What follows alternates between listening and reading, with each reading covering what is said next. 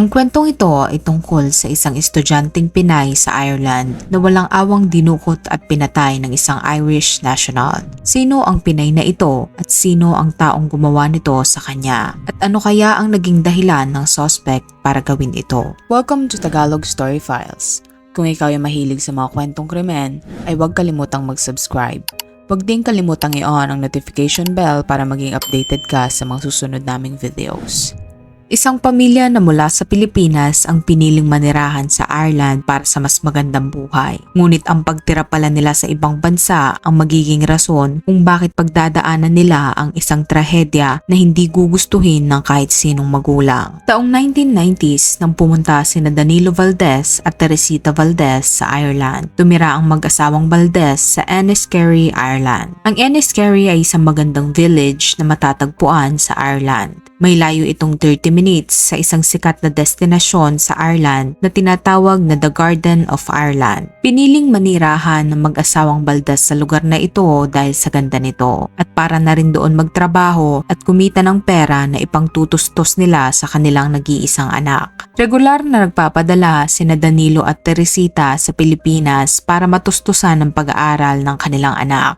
Ang anak nila ay kinilalang si Justin Valdez. Si Justin ay naiwan sa Pilipinas sa pangangalaga ng kanyang lolo at lola. Lumaki umanong mabait, matalino at mapagbigay si Justin. Nang siya ay tumungtong ng 21 years old, ay napagdesisyonan na din nitong sumunod sa kanyang mga magulang sa Ireland para doon mag-aral at para na rin matulungan ng kanyang mga magulang. Taong 2015 ay lumipad si Justin patungo sa Ireland. Sama-samang namuhay ang pamilya Valdez ng masaya sa Ireland. Kumuha si Justin ng kursong accountancy in finance at dahil gusto niyang makatulong sa kanyang mga magulang ay kumuha si Justin ng 2 part-time job para matustusan ang kanyang pag-aaral. Ang unang part-time job ni Justin ay isang care worker at ang isa naman ay sa isang restaurant. Ayon sa mga katrabaho ni Justin ay masayahing tao ito at mabait. Ang pamilya Valdez ay nakatira sa isang maliit na bahay sa bakuran ng isang mansion na pagmamay-ari ng kanilang amo. Si Danilo ay nagtatrabaho bilang isang hardinero at si Teresita naman ay isang housekeeper.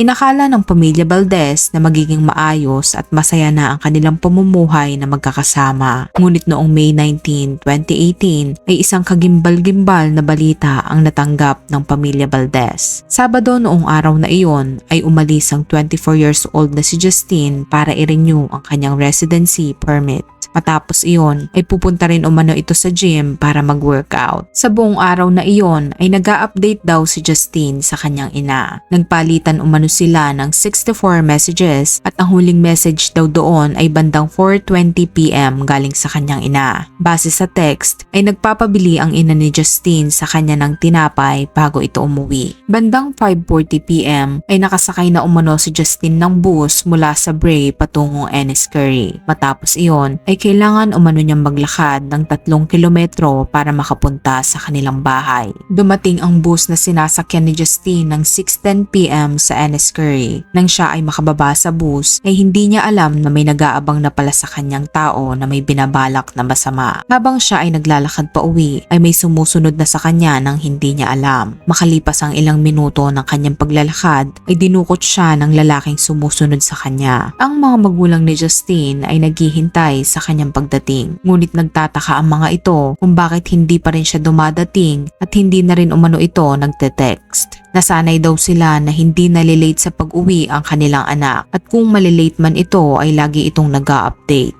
Sa kaparehas na oras at araw na iyon ay nakatanggap daw ng tawag ang mga otoridad mula sa isang babae. Ayon sa babae ay napadaan daw siya sa area kung saan bumaba si Justin ng bus. Napansin daw ng babae na may isang black na sasakyan na nakapark sa gilid ng kalsada at nakabukas ang pinto nito sa likod. Habang dinadaanan niya daw ito, narinig niya na may sumisigaw sa loob at nakita niya daw na may babae sa loob ng sasakyan. Narinig niya daw na sinampal ng lalaki ang babae at galit na galit itong sumisigaw. Kaya naman iginili niya daw ang kanyang sasakyan at tumawag ng mga otoridad. Sa kanyang pagtawag ay dali-dali daw umalis ang sasakyan. Gustuhin man niya na sundan ang sasakyan para tulungan ng babae ay natakot din umano siya dahil kasama niya ang kanyang anak. Bukod sa babae ay may tumawag pa umanong lalaki sa mga otoridad at at nag-report na may nakita itong isang babae sa loob ng sasakyan na tila humihingi ng tulong. Hindi daw siya sigurado kung kumakaway lang ba ito sa kanya o humihingi ng tulong, kaya minabuti daw nitong tumawag sa mga otoridad para makasigurado. Dahil sa sobrang pag-aalala ng magulang ni Justine sa kanya ay humingi na rin ito ng tulong sa mga otoridad. Tumawag sila sa mga otoridad para i-report na nawawala ang kanilang anak. Nakipagtulungan naman ang mga otoridad sa magulang ni Justine. Ipinalarawan ng mga otoridad ang pagkakakilanlan ng biktima. Ayon sa mga magulang ni Justine, siya ay may tangkad na 5 feet, payat at may mahabang itim na buhok. Nakasuot din umano ito ng gray na leggings, white t-shirt at jacket dahil mag-gym ito nung araw na iyon. Agad-agad namang pumunta ang mga otoridad sa lugar kung saan namataan ang sinasakyan ni Justine. Nang sila ay makarating, nakita nila ang sirang cellphone ni Justine at ang bag nito na may lamang tinapay. Doon pa lang ay ramdam na ng mga pulis na maaring may masamang nangyari sa dalaga. May mga umiikot na ding helicopter at mga patrol car para mas mapabilis ang paghahanap sa dalaga. Nakuha din ng mga otoridad ang description ng sasakyan. Ito daw ay isang black Nissan Qashqai. Hinanap ng mga otoridad ang lahat ng mga ganoong sasakyan sa area. Makalipas ang ilang oras ng paghahanap ay may na-recover silang CCTV footage kung saan sinusundan ng black Nissan ang bus kung saan nakasakay si Justine. Doon napagtanto ng mga otoridad na maaring yun na ang suspect sa pagkawala ni Justine, kaya naman nag-focus sila para hanapin ang lalaking nagdadrive ng sasakyan na iyon. Sinubukan nilang itrack kung sino ang nagmamay-ari ng sasakyan na iyon at bandang 3 AM ay napag-alaman nila na pagmamay-ari iyon ni Nicole Hennessy. Noong May 20, Sunday iyon ng 10 AM ay nahanap ng mga otoridad si Nicole Hennessy at napag-alaman nila na ang nagmamaneho ng sasakyan noong araw na nawala si Justine ay ang asawa ni Nicole na kinilalang si Mark Hennessy. Si Nicole at Mark ay may 2 anak at ang kanilang bunso ay 1 taong gulang pa lamang. Si Mark ay 40 years old at isang construction worker. Ayon sa mga nakakakilala kay Mark, siya umano ay isang hardworking at tahimik na tao. Mabait na ama din ito sa kanyang mga anak at matulungin din umano ito sa kanyang mga kapitbahay. Ngunit may mga nagsasabi din na si Mark umano ay lasinggero. Na mga nakaraang linggo daw, bago mawala si Justine ay palaging lasing si Mark at may pagkakataon pa umano na gumagamit ito ng ipinagbabawal na gamot. Si Mark ay ipinanganak at lumaki sa Dublin, Ireland. Nang maging mag-asawa sila ni Nicole ay lumipat sila sa Bray, Ireland. Nang ma-interview ng mga otoridad si Nicole ay sinabi nito na hindi maayos ang relasyon nila ni Mark dahil sa laging pag-iinom nito at paggamit ng ipinagbabawal na gamot. Ang huling beses daw na nakita niya si Mark ay noong Sabado bago ito pumasok ng trabaho bandang 7:30 AM. Umuwi din umano ito bandang 3 PM ngunit umalis din muli bandang 5:25 PM. Sinabi daw ni Mark na aalis ito para uminom, ngunit hindi na daw ito bumalik at hindi rin sinabi kung nasaan siya. Agad-agad pumunta ang mga otoridad sa bar kung saan maaring umiinom si Mark at sa isang bar na napuntahan nila ay kumpirmadong pumunta doon si Mark. Ayon sa mga crew doon ay 10 minutes lang daw na nagstay doon si Mark. Nanood umano ito ng football saglit at umalis din agad. Nireview ng mga otoridad ang CCTV sa nasabing bar at kitang-kita nila si Mark na paalis bandang 5:41 PM papunta sa kanyang sasakyan. Nakita din sa CCTV na may kausap ito sa telepono. Kalahating oras makalipas niyang umalis sa bar ay namataan si Mark na sinusundan ang bus kung saan nakasakay si Justine. Ang pagsunod ng sasakyan ni Mark ay nakuhanan sa CCTV ng bus. Bandang 11 PM ay bumalik umano si Mark sa bar at nakipag-usap sa mga taong kakilala nito doon. Kaya't malaking katanungan sa mga otoridad kung anong ginawa ni Mark nung umalis siya sa bar ng 5:41 PM at 11 PM na bago siya makabalik. Dahil itinuturing si Mark bilang pangunahing suspect sa pagkawala ni Justine, ay nakipagtulungan ng mga pamilya at kaibigan nito na mahanap siya. Nagsagawa din ng mga otoridad ng press conference para ipagbigay alam sa mga tao kung may nakakita ba kay Mark. Ang pagsagawa nila ng press conference ay naging malaking tulong para mahanap si Justine. Dahil bandang 8 PM ay may tumawag sa kanilang babae at sinabing nakasabay nila si Mark sakay ng sasakyan nito. Dagdag pa nila ay nagtungo ito sa Cherwood Business Park.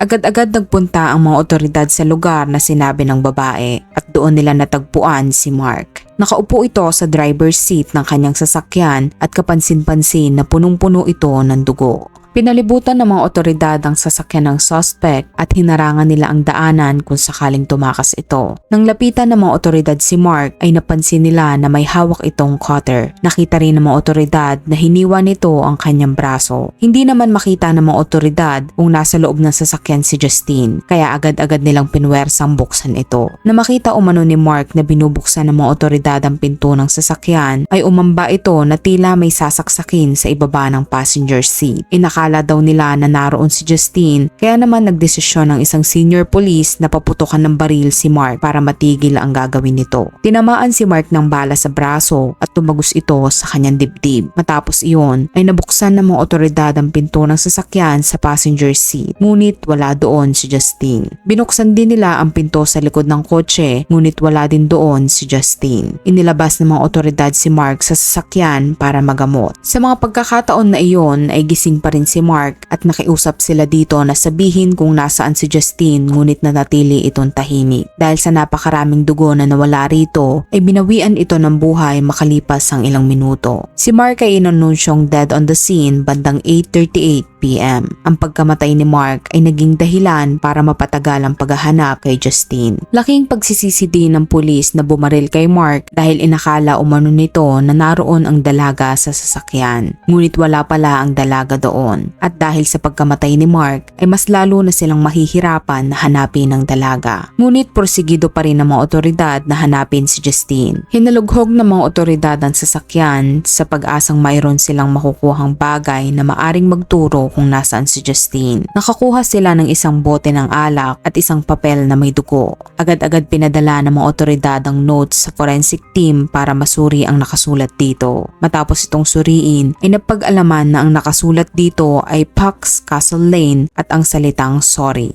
May 21, araw ng linggo ay agad pinuntahan ng mga otoridad ang lugar na nakasulat sa note. Nagtungo sila sa Pucks Castle Lane sa Rathmichael, Dublin, Ireland at doon natagpuan nila ang isang medyas at purse. Dahil doon ay napagtanto nila na nasa tamang lugar na sila. Dahil maluwang ang lugar ng Pucks Castle Lane ay tumulong na din ang Army ng Ireland para mas papabilis ang paghahanap. Makalipas lang ang ilang oras ay natagpuan na nila si Justine. Ngunit si Justine ay wala ng buhay nang makita nila. Agad-agad kinuha ang katawan ni Justine para ma-autopsy. At lumabas sa autopsy na si Justine ay pinatay mismo noong araw na nawala ito. Bukod doon ay hinalay din umano ito at sinakal na naging dahilan ng kanyang pagkamatay. Gumaan ang loob ng mga otoridad dahil nahanap nila si Justine at naiuwi sa kanyang mga magulang. Ngunit nalulungkot din ang mga ito dahil wala nang buhay si Justine nang maiuwi sa kanila. Labis na pangungulila ang naramdaman ng mag-asawang Valdez sa pagkamatay ng kanilang nag-iisang anak. Napagdesisyonan nila na iuwi ang katawan ni Justine sa Pilipinas para dito ilibing.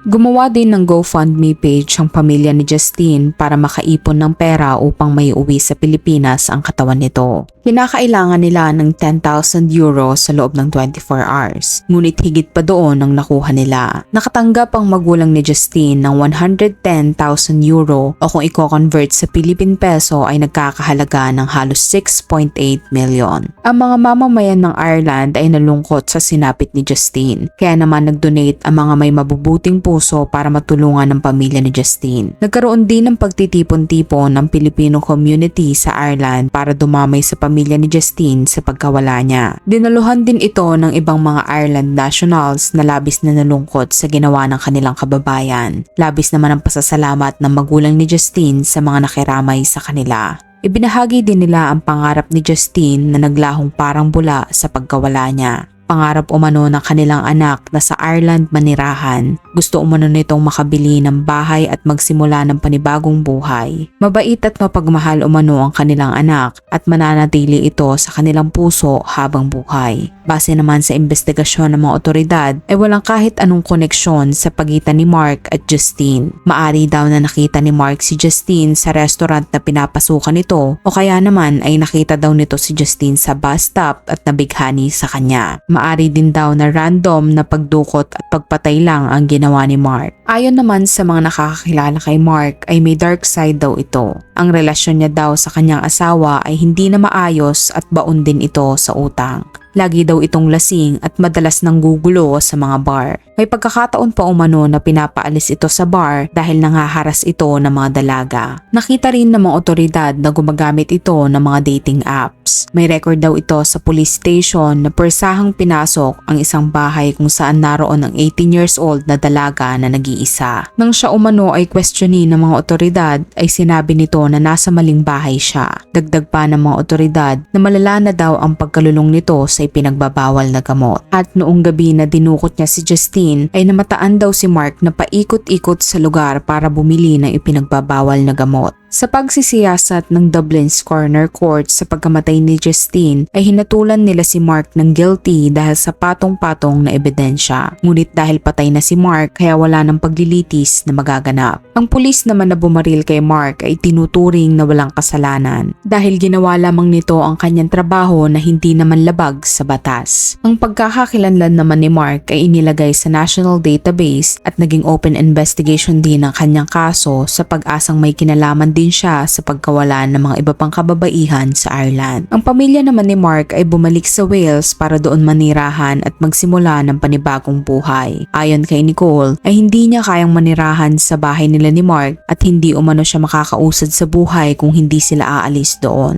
Dagdag pa niya na bago umano mamatay si Mark ay tumawag sa kanya ito. Sinabi umano nito sa kanya na siya nga ang dumukot at pumatay kay Justine. Makalipas ang 6 na linggo matapos mamatay si Justine ay inuwi na siya sa Pilipinas at doon inilibing. Hinintay muna ng mga magulang ni Justine ang kanyang birthday bago ito ilibing. Makalipas ang 1 taon pagkatapos mailibing si Justine ay bumalik na muli sa Ireland ang mag-asawang Valdez. At kahit ilang taon pa man ang dumaan ay nakatatak pa rin sa puso't isip nila ang trauma na dulot na nangyaring krimen sa kanilang anak. Araw-araw daw nilang naiisip ang kanilang anak. Madalas din umano nilang tawagin ang pangalan ni Justine ng pabulong para kahit papaano ay maibsan ang pangungulila nila dito. At base sa huling interview, makalipas ang ilang taon mula nang pumanaw si Justine, ay sinabi ng kanyang mga magulang na mahal daw nila at miss na nila ang kanilang prinsesa. Kahit na labis ang sakit at pangungulila nila bilang magulang, ay kinakailangan pa rin nilang magpatuloy sa buhay. Kung ikaw ang tatanungin, sa iyong palagay, ano kaya ang dahilan kung bakit pinatay ni Mark si Justine? At tama lang ba ang ginawa ng pulis na barilin si Mark? Comment down below.